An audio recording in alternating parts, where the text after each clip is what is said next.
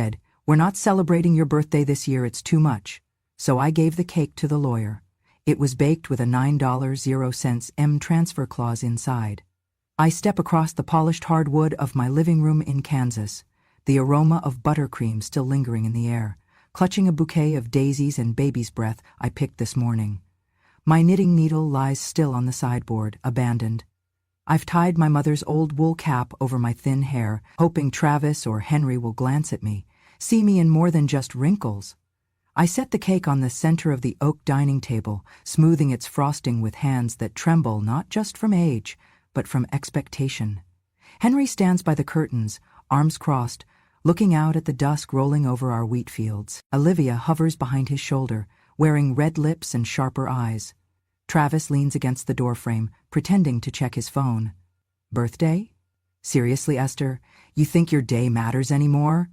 Henry's voice cuts into the room like winter wind. "We've paid too much in bills, in your wrinkles, your complaints." Olivia laughs quietly, loud enough that I can feel it in my chest. Travis's smile is sour. I want to answer. I want to make them understand. I placed seeds of hope in this table tonight. A lemon cake I baked with my own hands, daisies for the center, the wool cap mother spun decades ago. Small things, but mine. He turns toward me. "You're too much, too high maintenance, too dramatic." Olivia whispers something to Travis. I do not hear every word, but I hear ambition coated with mockery. Travis says, low, "She lives in photographs and patchwork, not the present." As guests arrive, the room follows its ritual: pleasantries, soft chairs, floral prints. I smile and shake hands. I offer cake. My cake. Olivia eyes it like it is an accusation. Henry clears his throat. I do not see a birthday. I see expense. A spectacle we need not partake in. His words are cold. Then he adds, "You were useful when your expectations stayed quiet. Now you embarrass us." My heart pounds, but I steady my voice. "I baked this cake for love." He sneers. "Love does not pay modern market rates. We do not need your nostalgia." At that moment, I open my handbag, take out my phone. I show a message. Olivia's name appears, then Travis's. Words between them.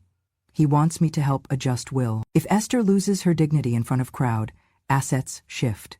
A hush falls. No laughter. No music.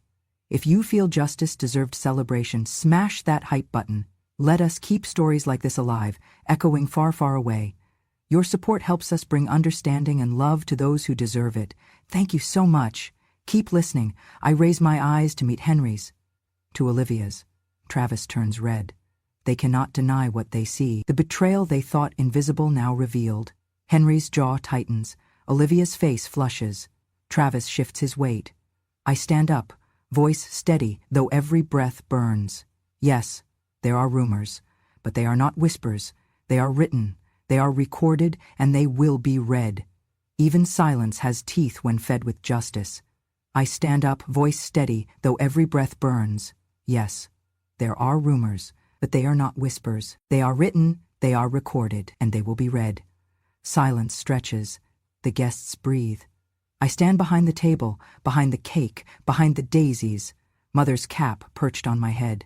In that silence, I feel something crack inside me. Fear, shame, but most of all, a spark of truth.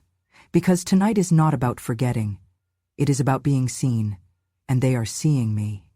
I was never the woman they respected, only the woman they used. When I was 12, I left school to help my father pay off the land debt after the frost ruined our crops. I scrubbed floors, tended livestock, cooked for neighbors in exchange for coal and flour. My hands bled before they learned how to hold hope. I never asked for credit. I asked for dignity. When Henry was a baby, I stitched cloth diapers by hand, sometimes from feed sacks. When Travis broke his ankle climbing the barn roof, I carried him to the clinic myself. Ethan, my youngest, never once slept without a full belly because I always made sure there was soup on the stove, even if I skipped my own bowl. And Olivia? Years before she met Henry, she came to town broke, abandoned by her own family. I gave her work cleaning linen. I gave her a coat. I gave her bread from my oven and a blanket from my cedar chest. I never thought I'd be paying interest on that kindness and humiliation years later. They say I cling to the past. Maybe I do. I still use the lace napkins my mother embroidered. I still wear her wool cap every winter, even when Olivia says, "That thing looks like it came from a Depression-era costume bin." I keep my grandmother's china, even when Travis jokes, "One more crack and that plate's going to sue for retirement." I bake bread from scratch. I darn socks. I mend, I save, I stitch. Olivia calls it homestead nonsense. Henry calls it moldy tradition. Travis just cringes when his friends visit and ask why our house smells like cinnamon and mothballs. One night I overheard Henry say at a dinner party, "My mother acts like she's still art, but art doesn't pay bills." Travis laughed. I was standing in the hallway, holding the pie I had just baked. I turned around, I put it back in the oven, and I cried. Not because of what they said, but because I had let it hurt me. But Ethan, he sees things. One night, Ethan showed me his phone. He had overheard Henry and Travis in the garage. Henry was furious, said the investors didn't like my presence, said my rural image was hurting Olivia's chances to gain media interest for the family brand.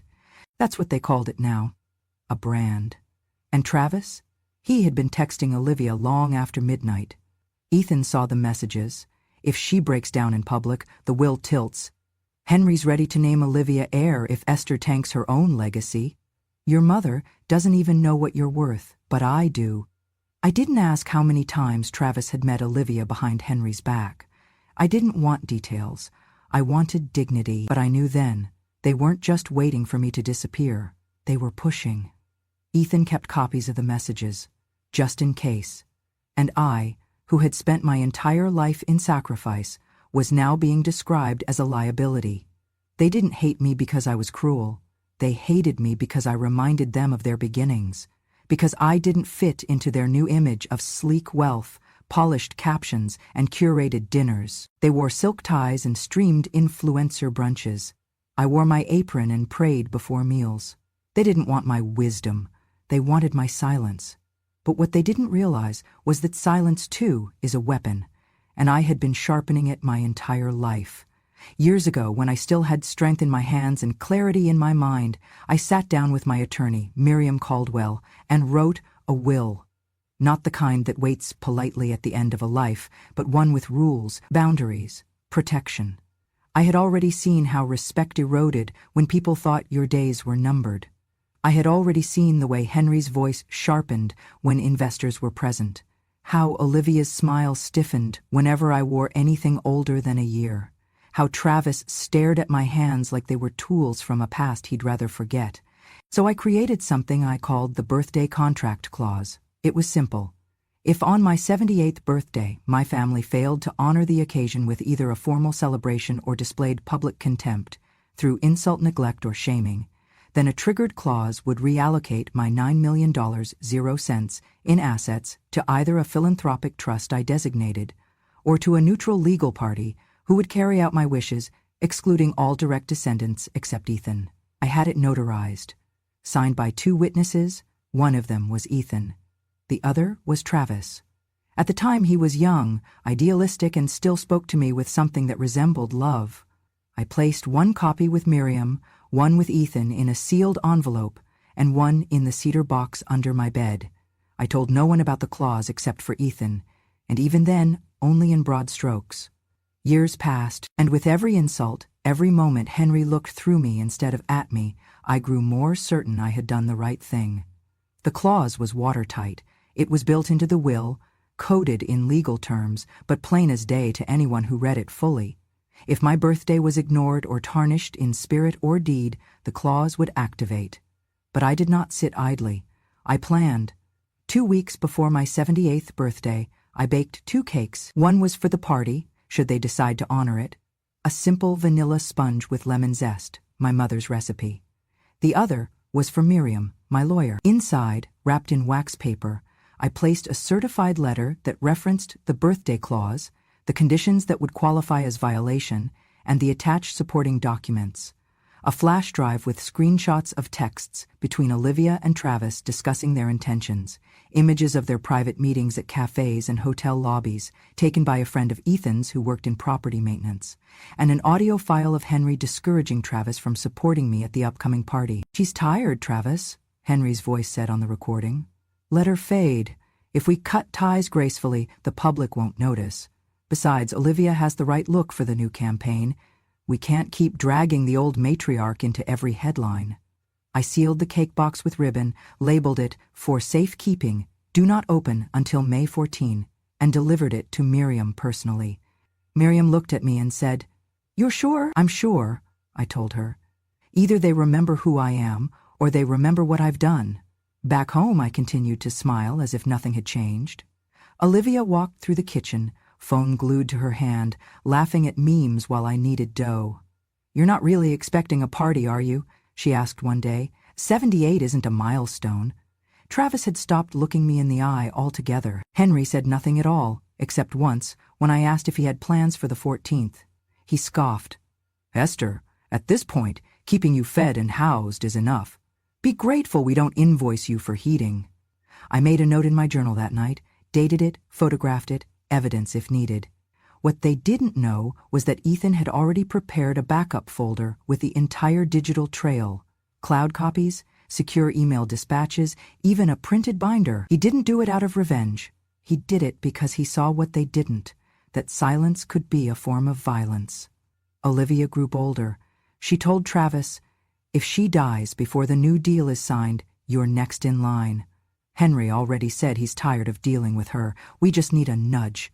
One good misunderstanding." She underestimated me.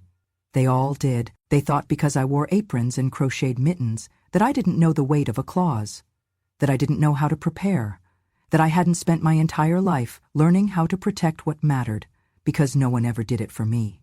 So I waited. I waited for my birthday, and the moment Henry uttered those words, "We're not celebrating your birthday this year. It's too much," the cake at Miriam's office became more than a dessert. It became an inheritance grenade, and I was more than a forgotten mother. I was the woman holding the pen when the story turned. The dining room gleamed under soft chandelier lights. Candles flickered. Gold edges of buttons on tablecloths caught glimmers of warmth. I watched guests take their seats, neighbors, distant cousins, old friends, eyes trained partly on the cake, partly on me. The cake sat in the center of the table, vanilla layers sponged with lemon frosting, daisies around the base. My mother's wool cap perched on my head, stitches still tight though my hair had thinned. I had arranged flowers in small vases, daisies, baby's breath, some lavender from my garden. The air smelled of sugar, wax, and old wood. Olivia drifted in, dress pressed, perfume sharp.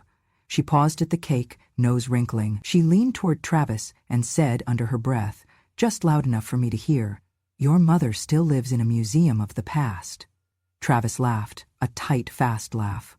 I forced my lips into a smile, though the laughter felt like stones in my chest. Henry cleared his throat. He placed his glass on the table, faint clink against fine china. "Cake for Mother, but what are you really celebrating?" His voice was calm, but words carried shards. "Your expectations? Your vanity?" A murmur rippled through the table. I felt my heart beat in my throat. The cake's icing seemed heavy. Then Henry leaned forward, eyes narrowing. "They say rumors about you, Mother. You think people do not talk?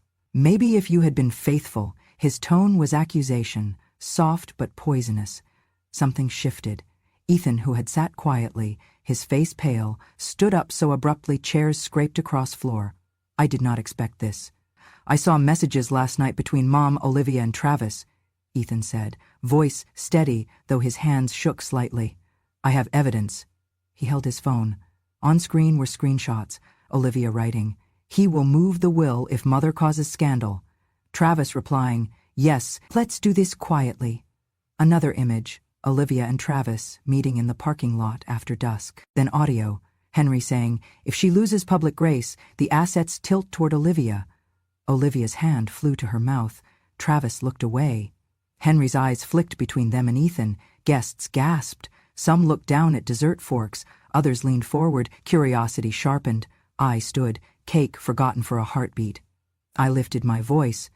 You used your son's name to build betrayal. You plotted with Olivia to steal what I protected. My words echoed. Olivia's cheeks burned. Travis swallowed. Henry rose, a tremor in his collar. This is preposterous, he said, voice tight. Fabricated messages. You twist conversations. He reached toward Ethan. Give me the phone. Ethan held it back. Do not touch that, he said. These are real. His eyes met mine. Fierce. Loyal. I felt gratitude reach me. Guests were silent now, some rising, some whispering. The laughter had died. Olivia's voice came, shaken. You, how could you? Those images. She trailed off, unsure. Travis stuttered. Mom, This is insane. He hung his head.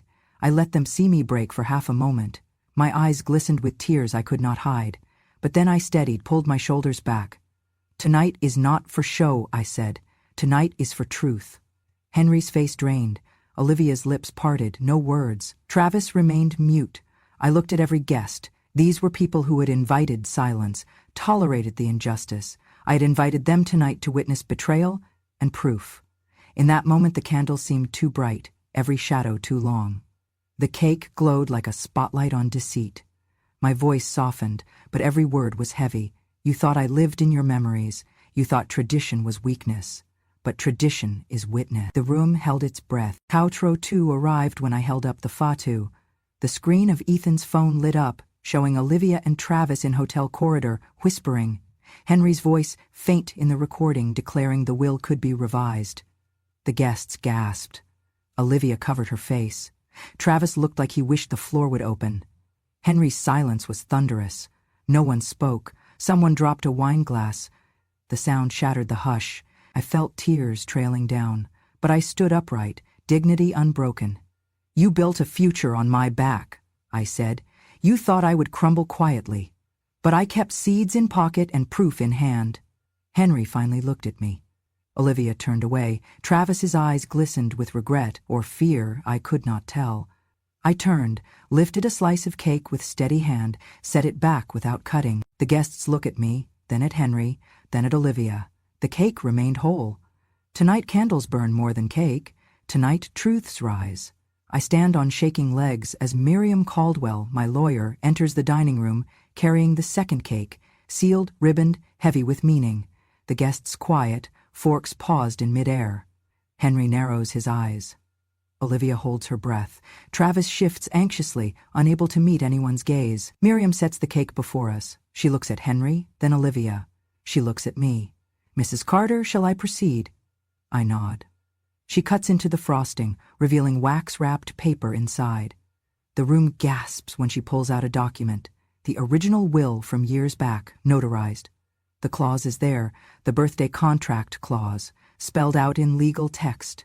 The conditions, the signatures, Ethan's name, Travis's name, young but firm, on the witness line. Miriam holds up a certified copy from the county records. She holds up a sealed envelope Ethan kept. Screenshots of Olivia and Travis plotting quietly in text messages. Photographs of late-night meetings. Audio recording of Henry's voice, telling Travis, "If Mother becomes inconvenient, you must stand by me. We must protect our image." Olivia takes a step back. Travis's face, once smug, drops. Henry swallows. Henry? Olivia? Miriam's voice echoes. These are not fabrications. These are legal documents, witnessed, delivered, certified. Olivia tries to speak, tongue heavy. This is ridiculous. That will is old. Laws change. Mom is not in her right mind. Henry adds, Ethan coerced us into those signatures years ago. It is not binding now. Ethan rises, calm but determined. I signed nothing under duress. I kept copies. I brought these messages because I knew you would try to shame her, erase her. My heart hammers. I feel Ethan's hand on my wrist under the table. Miriam nods. The law in this state recognizes properly witnessed wills and amendments. That clause was added legally. The additional evidence confirms the clause's conditions have been met. Tonight's insults, the refusal to celebrate, the public degradation, the clause is now enforceable. Olivia's lips tremble. Travis looks away. mouth open but no sound. Henry tries to smile, but his smile is brittle. I draw a breath. You once told me tradition was weakness, lived in my aprons and quilts was shame. But tradition had witness, and witness is truth. Then Miriam cues the audio. Henry's voice, faint but undeniable, says, "If your mother is accused, then the will move in Olivia's favor, with Travis under her shadow." Henry freezes. Olivia pales. The room is silent but for the recording's echo. Guests lean forward. Someone gasps. Wine glasses clink nervously. Travis's chin trembles. Olivia's eyes glisten. My legs, though sore, feel rooted.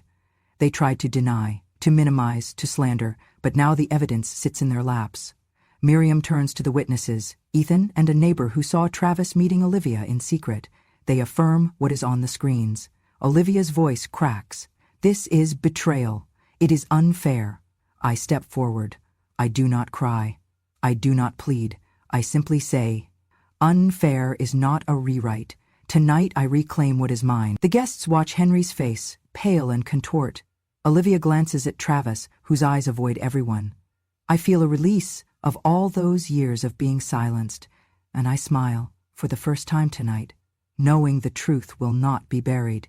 I arrived at the courthouse early, cane tapping against the marble steps, reporters clustered, cameras glinted, microphones poised. I wore my wool cap, grandmother's scarf draped across my shoulders. The air smelled of polished wood and anxious breath. Ethan walked beside me. Travis and Olivia entered behind, faces pale but composed. Henry, tall, stiff, his jaw set as if braced for a blow. When the judge entered, the room rose. I sat, palms flat on my lap, heart heavy with memory but with purpose. My lawyer, Miriam, stood and addressed the court. This case is about betrayal, tradition, and legally binding promise, evidence. The old will with the birthday contract clause, notarized. The letter sealed in the cake. Screenshots of messages, photographs, neighbor testimony, Ethan's confirmation, and the secret audio tape. Miriam placed the cake box on the table. She showed the preserved documents. Olivia's whispering stopped. Travis looked away. Henry's face betrayed a flicker of shame. Olivia's lawyer rose. He argued, "This clause is outdated. Mrs. Carter is elderly. There is reason to believe her mind has clouded, that these actions are misinterpretations. The messages were taken out of context. The photographs are inconclusive." He attempted to cast doubt. Henry sat rigid, eyes flicking to me, hoping I'd crumble. Travis diverted his gaze to his shoes. Miriam countered, "Mrs. Carter has been lucid. Medical records confirm her clarity. This clause was lawfully executed, witnessed. Ethan is here, he'd verified everything. A then-young Travis signed as witness. The evidence is consistent." The neighbor witness came next. Mrs. Lawson from next door. She leaned forward in the stand. "I overheard Mr. Wallace, Henry, telling Travis, 'If she causes scandal, you know what will happen to the will.' It was months ago in their garden." Henry's voice raised. Travis was quiet. Olivia was present. She paused, eyes fixed on Henry. "It sounded like plotting," Ethan testified, calm but firm. "I saved the texts. I saw their meetings. My mother didn't plan revenge, she planned protection. I feared this day. I feared her being erased. I kept copies, and I come here to stand for truth." The courtroom grew heavy. Whispers echoed. Henry's attorney tried to object. "Hearsay! Tampering!" But Miriam had anticipated. She introduced certified backups, independent timestamps, copies on cloud, all with metadata. The judge reviewed them with furrowed brow. Then came Chautreau 4. The judge brought down his gavel. His voice rose, clear. "In the matter of Esther June Wallace versus Henry Wallace and Olivia Kane, this court finds that the birthday contract clause is valid, enforceable, and fully activated by the actions of the defendants. The plaintiff, Mrs. Esther June Wallace, is declared the lawful owner of all property designated under the $9 million 0 cents clause. Any contrary wills or revisions are void insofar as they violate that clause.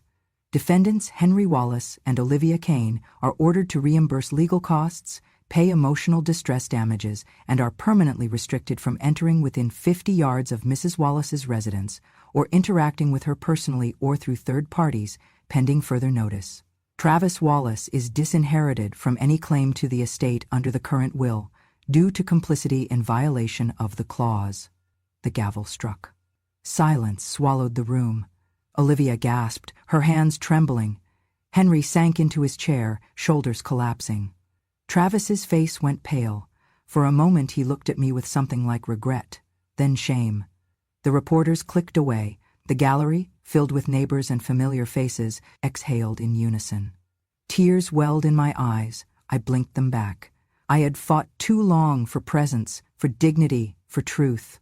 I felt Ethan's hand press mine. I rose from my seat, cane in hand. "Thank you, Your Honor," I said. My voice cracked but held. Not for revenge, for recognition. Henry turned toward me. Olivia tried to speak. Travis attempted a step forward. But I held up my hand. I did not want apologies. I needed no explanations. The law had spoken. The world had seen. Outside, reporters flocked. Cameras flashed. Some neighbors cried softly. Others nodded in respect. I stood on the courthouse steps, the sun pale but warming. Henry glanced back once. Olivia followed. Travis remained at the side, his gaze fixed on the ground, and in that moment, I felt not triumph alone, but relief. I felt justice sewn tight, tradition respected, betrayal exposed. I folded the court papers in my coat pocket. I walked down those steps with Ethan beside me, face lifted. The wind whisked my wool cap.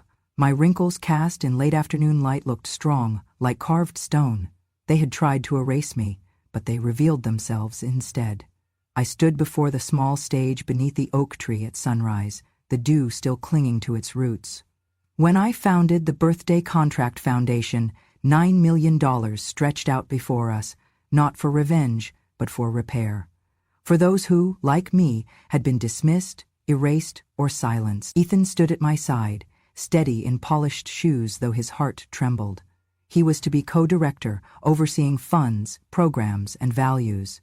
Olivia and Henry, present in the crowd only as witnesses, stood apart, stiff, their faces drawn. Travis hovered further back, uncertain whether to claim space or dissolve into air. I handed over the sewing machine that belonged to my mother, its petals worn smooth by decades of pressing fabric. I gave the wool cap, ragged but rich with memory. I carried out framed black and white photographs, my mother's hands stitching quilts, myself kneading dough under candlelight.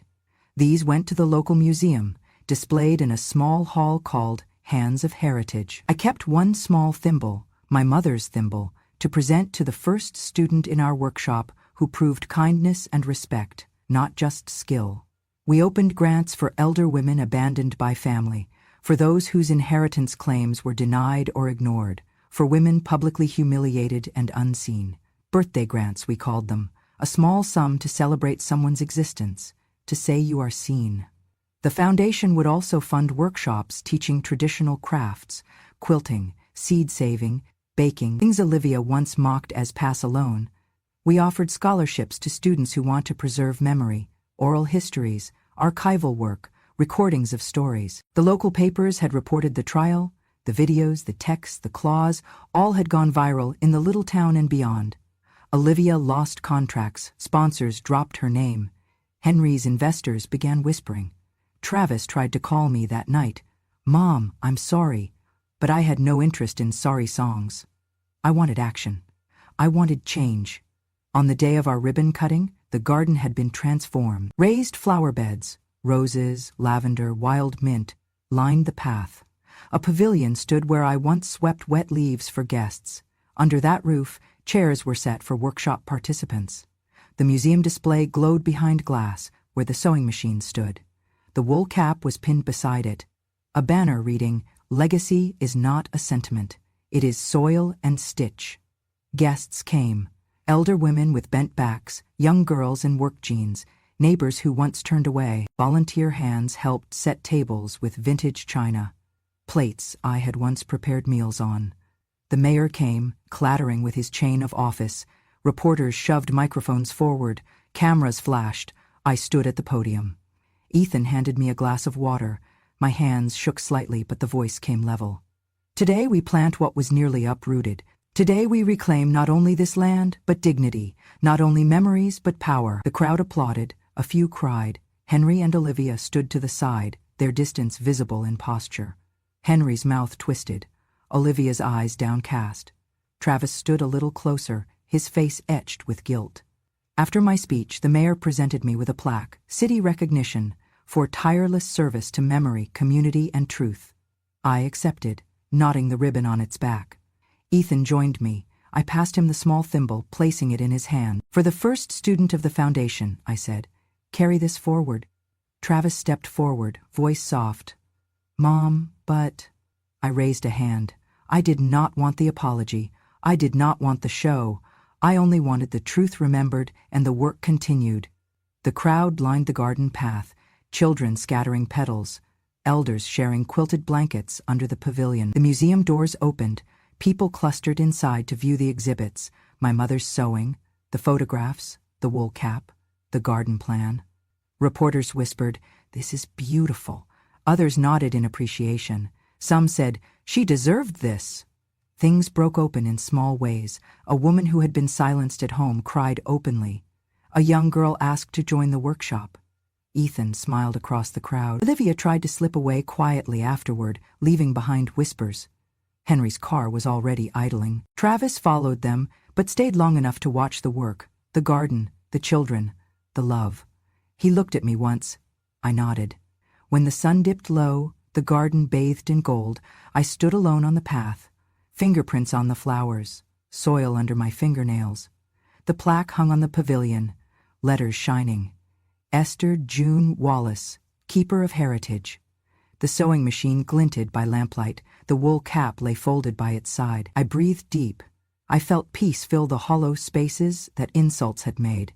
I had baked justice with my memories, sown strength with my silence, and planted this work as proof that dignity does not decay with age.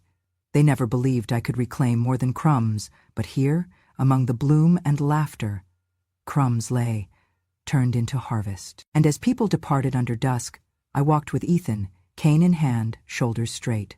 The garden whispered with footfalls, children's voices echoing, quilts fluttering. The legacy was alive. I arrived at the garden pavilion just as the sun was dipping low, golden light folding over the paths. Reporters stood with microphones, cameras poised, neighbors, elders, young faces, some I had known all my life, some I had never met. The voices quieted when the young journalist Ella Grant spoke. "Ms. Wallace," she began gently, "do you want Henry to apologize to you?" I held her gaze. My hands rested on my cane, steady. "I do not want false apologies. I want truth. I want respect." Ella's pen paused. She looked at me, then asked, "Your name on legal papers now, how does it feel to be seen in that way?" I smiled, a light lifting in my chest. My name has waited in shadows. Having it in ink, in law, it's not vindication, it's light. It is the proof that I existed and that I mattered. "Finally, what will you do next?" she asked. I lifted my chin against the evening breeze. "I will keep building. The work does not end with a verdict." I stepped from the small stage. Miriam Caldwell, my attorney, joined me. In her hands was a sealed document, my new trust, the final will that no clause could override. I opened it. I spoke the words I had prepared, clear and calm. "I hereby bequeath everything I own, property, savings, heirlooms, to the Birthday Contract Foundation. All assets formerly in my name are now in service to those who were forgotten. The elderly, the betrayed, those denied their inheritance, the silenced. I gift my mother's sewing machine, the wool cap she wore, the photographs of our lives, for our local museum. I reserve one small token, my mother's thimble, which will go to the first worthy student of this foundation." I looked at Ethan. "You are to be its steward, not inheritor in the old sense, but the guardian of its future." A hush fell, then applause, gentle, then stronger, warm. The twilight gathered around us. Lanterns glowed beneath branches of oak. The plaque behind the pavilion reflected rimmed light. Esther June Wallace, Keeper of Heritage. Children's laughter drifted. Elders nodded. Photographers snapped. Far off, I saw Henry and Olivia standing apart, silhouettes in the fading light. Travis hovered at their side, but did not approach. Ethan remained by me, hand over my wrist. I raised my voice one final time. soft but unshakable. You said my birthday was too much, but your betrayal was more than enough. I baked justice, not just cake. The crowd quieted, then broke into applause. Some tears, some smiles. I held the thimble in my palm. Its metal was cool. Light glinted off its worn edges. I felt peace. As dusk deepened, I looked at the sewing machine, the wool cap, the photographs. They were no longer relics. They were statements, symbols, witnesses. Children ran on the lawn behind us, picking petals. Elders sat under the oak tree, hands gnarled, faces lined with pride in their eyes. Lanterns swayed in the gentle wind. The trust had been established. The community had gathered. My name was there, my story was carved. I stood quietly among them, letting the closing light wash over me. I felt at home, and in the fading gold of sunset, I whispered to no one, to everyone. I was never only the cake, I was the recipe. I returned to the oak tree garden. Alone at dawn, a few weeks after the ribbon cutting. The air is crisp, mist leaning low over the beds of lavender and young rose bushes. The dew still clings to leaves, the petals curved as though in prayer. I carry tea in my hand, the mug warm against my palm. Ethan walks behind, silent companion. The foundation's sign glows softly in the early light. Birthday Contract Foundation. Row by row I walk among the raised beds, fingers brushing petals. Memory and earth mingle. My mother's scent when she dried herbs, the stitch of quilt squares, the crackle of flour in the oven. All of it here, all of it ours. I kneel, pick up a dropped seed packet, wildflower mix donated by someone who saw the news, and scatter seeds near a bench under the oak. A young woman arrives, carrying tools, ready for class. She smiles, greeting me. "Miss Esther, I'm here for quilting today." And so the work continues. But there are things that cannot be seen by everyone, things that whisper after dusk. Olivia's name still appears in hushed gossip in town. Henry's business dealings are watched more closely. Travis avoids my gaze when he passes, but the hush among them is different now. Respect edged with the weight of truth. No grand apology has been offered, no false bows. I expect none of those. I have what I need: the land, the legacy, the community. Ella Grant, the young journalist, comes by. She brings with her the local newspaper, old copy in her bag, a photo of me standing before the plaque, statue-like in golden light. She asks, "Ms. Wallace, do you ever regret how loud this needed to be?" I trace rings in the soil, swirling around a rosebush. Loud? No. Necessary. Silence would have been betrayal. She nods. I see in her eyes the weight of witnessing. There is laughter in the garden now, children chasing butterflies among the daisies, elders swapping quilts, Ethan teaching seed saving. One afternoon a woman approaches me. She is old, stooped, tears in her eyes. She hands me a small wooden box.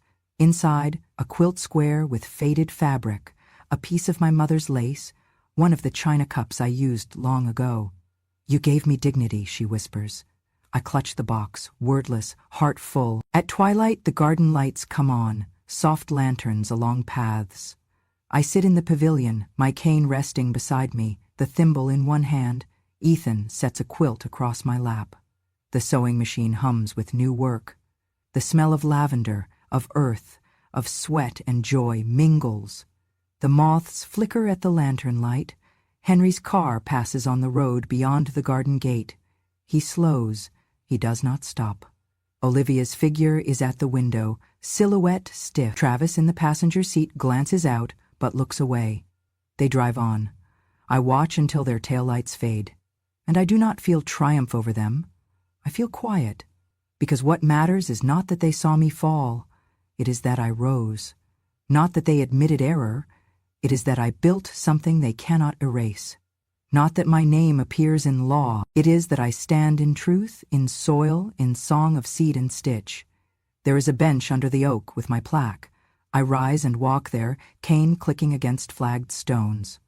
I stand before the sign, the oak shading me. I press fingers to the copper letters. Esther June Wallace, Keeper of Heritage. My throat tight, voice small but firm, I whisper. They said I was too old, too loud, too much, but I am neither. I am every stitch, every seed, every soul who needed to be seen. The sky washes gold, the clouds drifting slow. The children's voices drift across the garden path. The sewing classes end, quilts fold, laughter lingers. That night, I sit by the window in my small cottage next to the garden. The moonlight casts shadows of rose vines on the walls. I cradle the thimble. The sewing machine hums in the distance. In my journal I write, no more hiding, no more borrowed prayers. I belong here, in legacy, in story, in earth. The rest is grace. I close the journal. I blow out the candle. Outside crickets sing, the trees whisper. I drift into sleep, knowing that tomorrow and all tomorrows I will rise again. Because justice is not just a verdict. It is the quiet glow in early light. The seed planted long ago, now flowering. And so my story does not end with applause. It ends with dawn. If this story moved you, if it made you think of someone who deserves more than silence, more than being dismissed, then don't let it end here. Subscribe to Grandma True Stories for more tales of resilience, truth, and justice, told from voices too often ignored. Every click, every share helps honor stories like Esther's and ensures the next generation learns what dignity truly means. Hit that subscribe button, turn on notifications, and help us keep these stories alive, echoing across hearts and homes far and wide, because every grandmother has a story. And it's time the world heard them.